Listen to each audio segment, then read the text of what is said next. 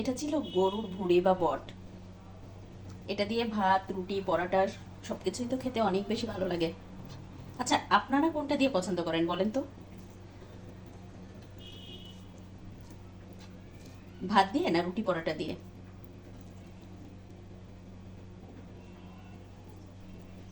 বিসমিল্লাহ।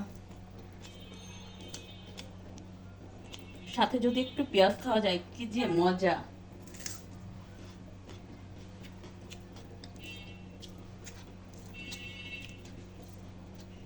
আমি কিন্তু গরুর ভুঁড়ির সাথে একটু আলুও দিয়েছিলাম। এটাও খেতে অনেক ভালো লাগে। আবার শুধু শুধু ভুঁড়ি ভুনাও খেতে কিন্তু খুবই মজা হয়, তাই না?